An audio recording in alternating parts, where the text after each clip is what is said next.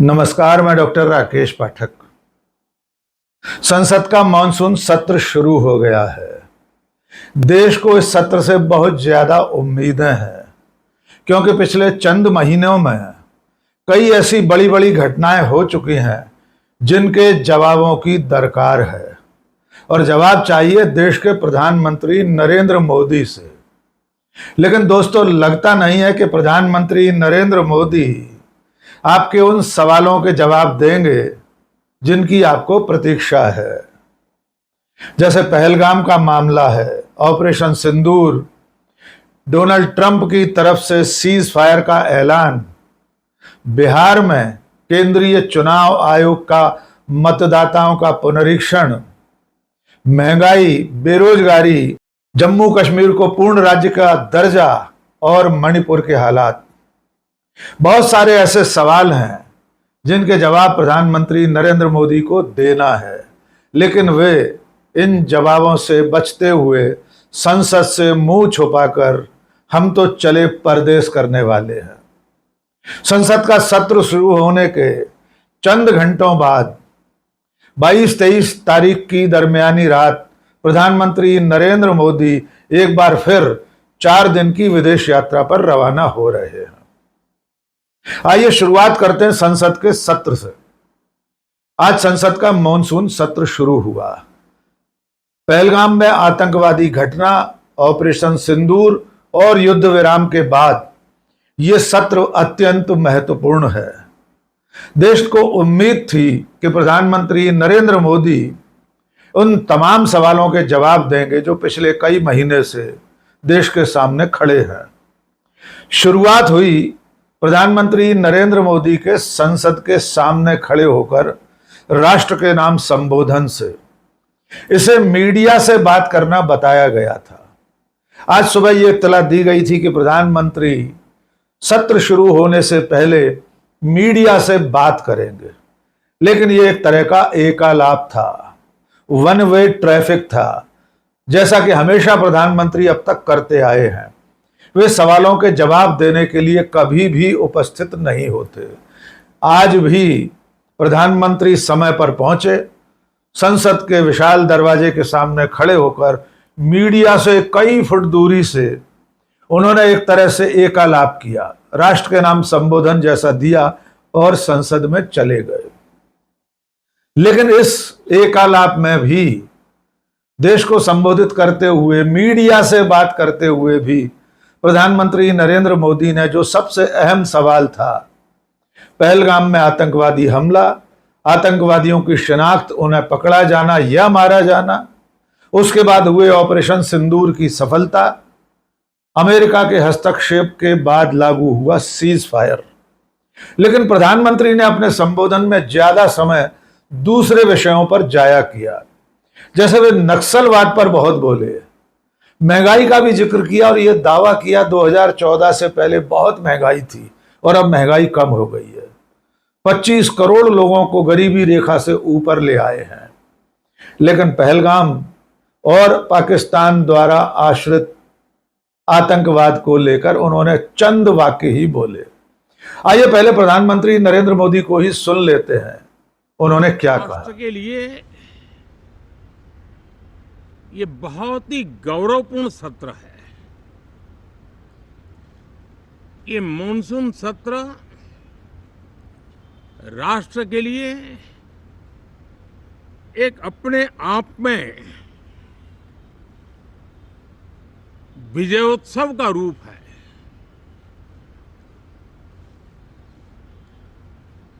और जब मैं कहता हूं कि सत्र राष्ट्र गौरव और विजयोत्सव का सत्र है, ये मॉनसून सत्र एक विजयोत्सव है।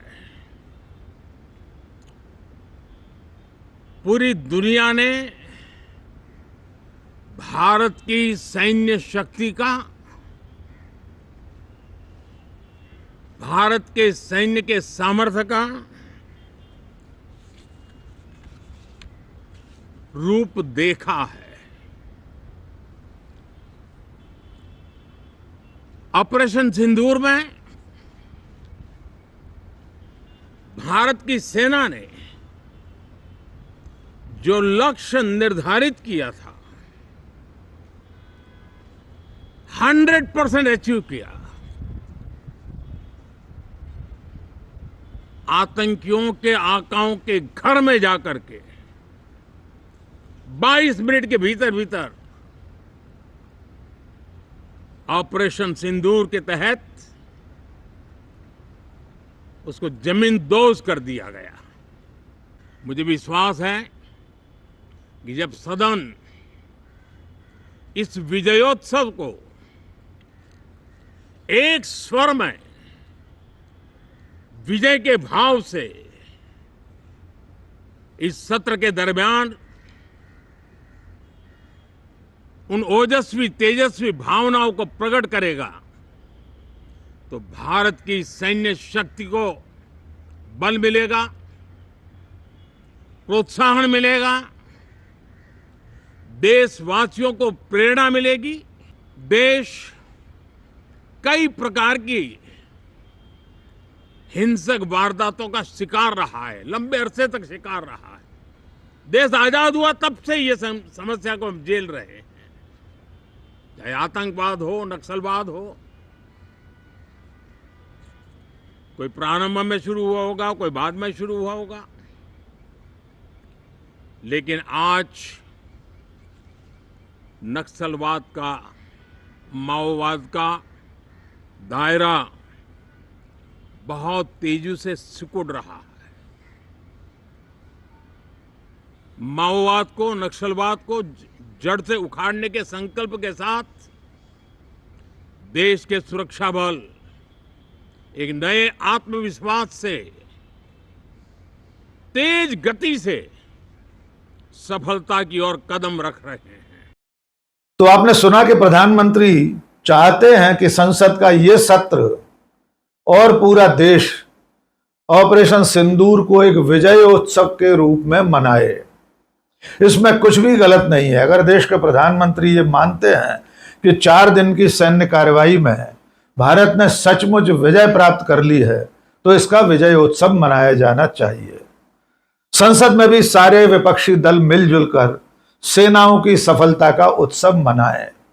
लेकिन इसके बावजूद विजय उत्सव में वे सवाल कालीन के नीचे नहीं सरकाए जा सकते जो सवाल 10 मई को डोनाल्ड ट्रंप की तरफ से एक तरफा ऐलान करने के बाद से, सीज फायर का ऐलान करने के बाद से हमारे सामने खड़े हुए हैं। जैसा कि हमने आपको शुरू में कहा था कि इस संसद के सत्र में विपक्ष एकजुटता के साथ उन सवालों पर सरकार को घेरने की रणनीति बनाकर आया है। इसको लेकर इंडिया गठबंधन की 2 दिन पहले एक सर्वदलीय बैठक भी हुई थी। इस बैठक में वे मुद्दे तय किए गए थे जिन पर सरकार से सवाल पूछना है, और उनमें सबसे महत्वपूर्ण सवाल था पहलगाम में आतंकवादी हमला, ऑपरेशन सिंदूर और उसके बाद अमेरिका के राष्ट्रपति का सीज फायर का ऐलान। यहां यह याद दिलाना जरूरी है कि डोनाल्ड ट्रंप 10 मई से लेकर अब तक 24 बार अपना यह दावा दोहरा चुके हैं कि भारत और पाकिस्तान के बीच उन्होंने सीज फायर कराया था, उन्होंने ट्रेड डील की धमकी दी थी। इसके चलते भारत और पाकिस्तान सीज फायर पर सहमत हुए थे।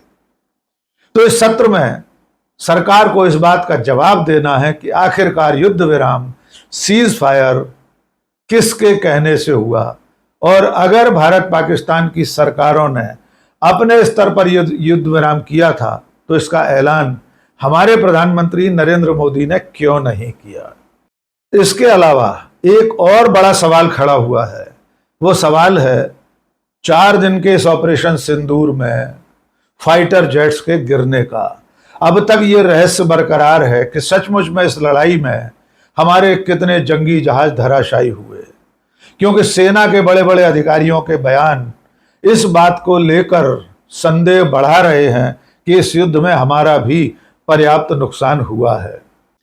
हमारे chief of defence staff general Anil Chauhan, Indonesia में हमारे दूतावास के defence attache captain Shiv Kumar और तमाम अधिकारियों के बयान लगातार इस बात की ओर संकेत कर रहे हैं कि हमारे फाइटर जेट भी इस लड़ाई में गिरे थे, लेकिन सरकार और रक्षा मंत्रालय सीधे सीधे इसका जवाब नहीं दे रहे हैं।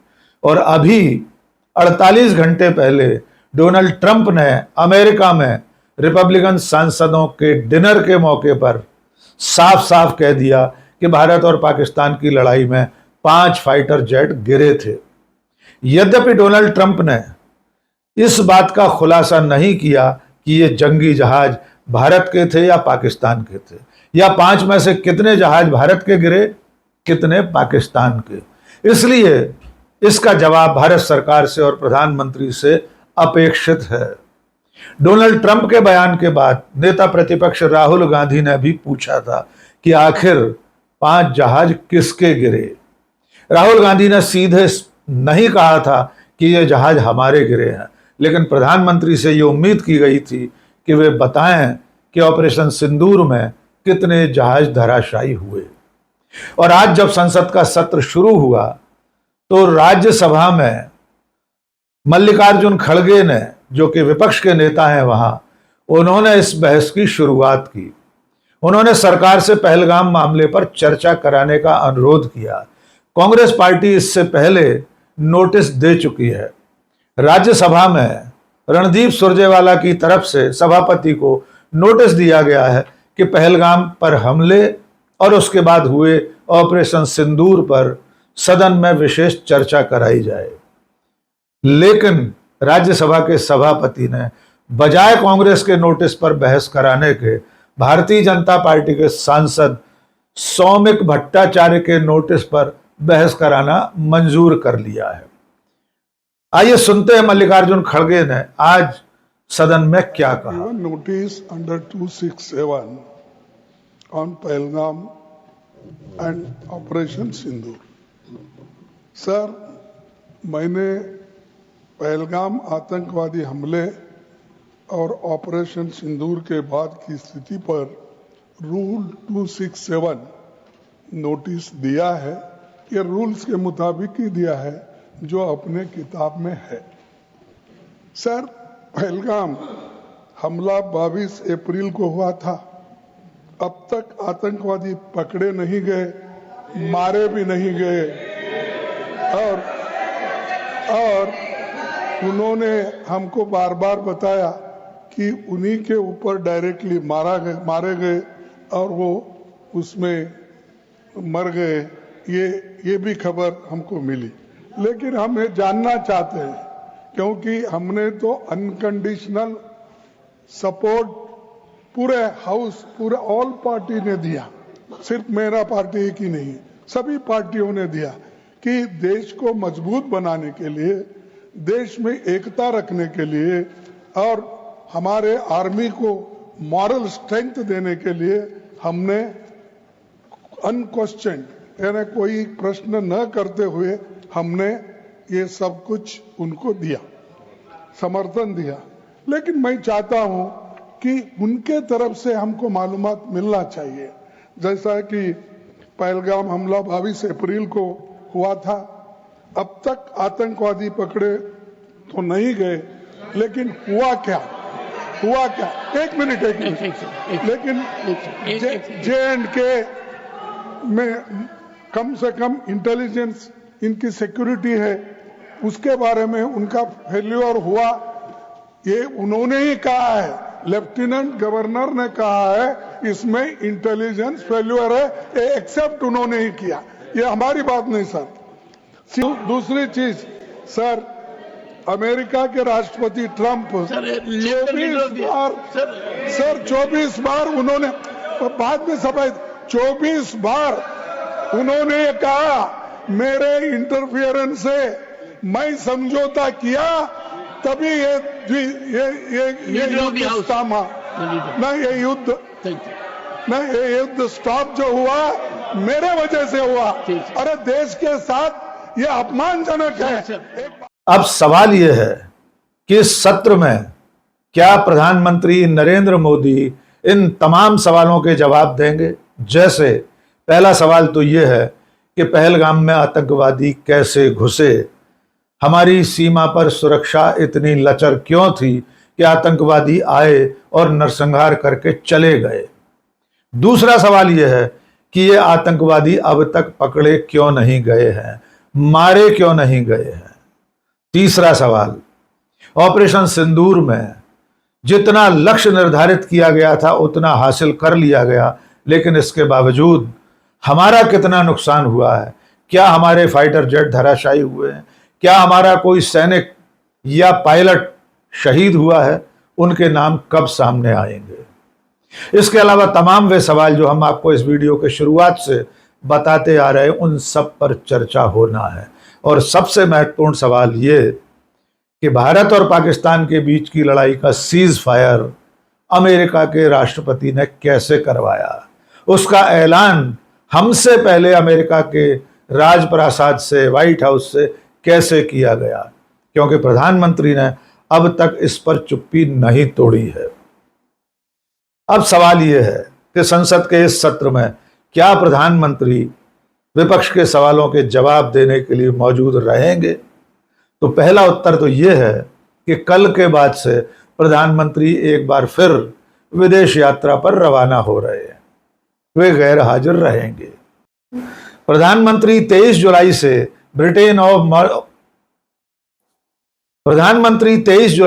ब्रिटेन और मालदीव के दौरे पर जा रहे हैं।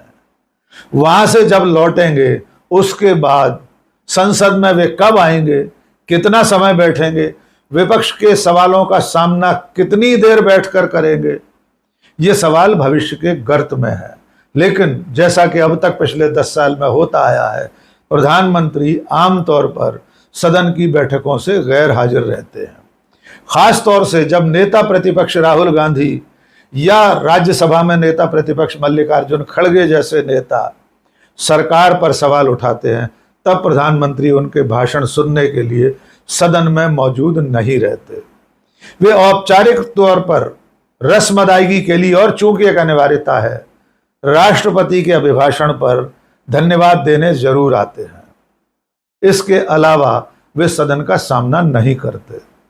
इस बार भी इतने महत्वपूर्ण सवालों पर प्रधानमंत्री सदन में कब आएंगे, कितनी देर बैठेंगे, विपक्ष के सवालों के और देश के सवालों के जवाब देंगे या नहीं देंगे, हम नहीं जानते। लेकिन इस मामले में कांग्रेस के नेता जयराम रमेश ने आज सुबह एक दिलचस्प ट्वीट किया है। जयराम रमेश ने प्रधानमंत्री के संसद के सामने दिए गए भाषण से पहले यह ट्वीट किया था। जयराम लिखते हैं, कुछ ही देर में सज धज कर प्रधानमंत्री संसद भवन के बाहर अपने चिर परिचित अंदाज में मीडिया के सामने देश के नाम अपना संदेश देंगे। हर बार की तरह इस बार भी वे वही घिसी पिटी खोखली बातें दोहराई जाएंगी।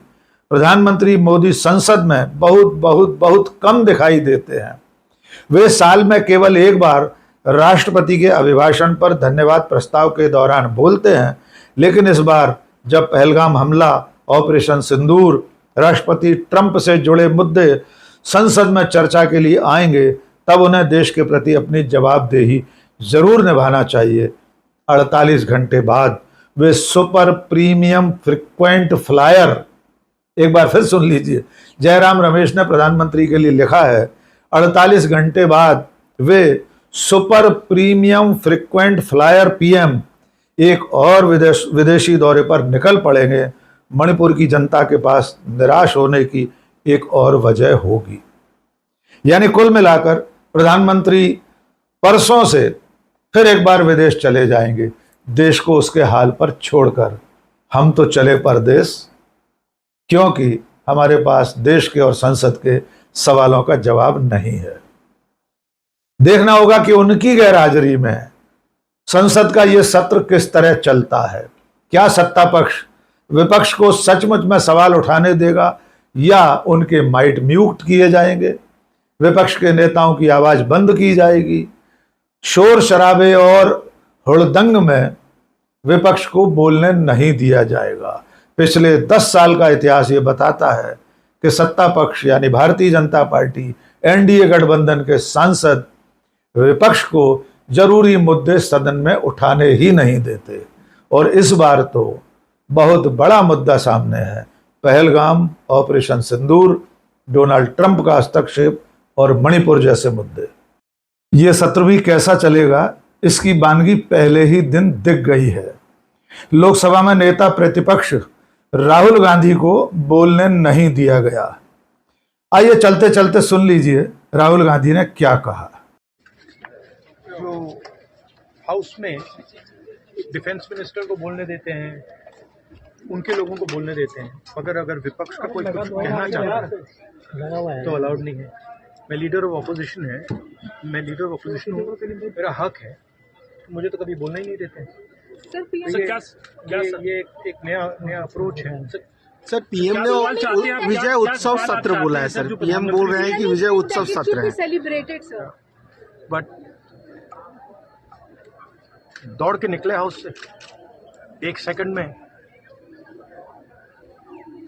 लेकिन चेयर बार बार कह रही थी कि हम चर्चा के लिए तैयार हैं, आप लोग बैठिए, हम चर्चा के लिए तैयार। चर्चा तो होगी, अगर वो अलाउ करेंगे तो होगी, मगर इशू ये है कि कन्वेंशन कहता है कि अगर सरकार के लोग कुछ बोले तो हमें भी स्पेस मिलनी चाहिए।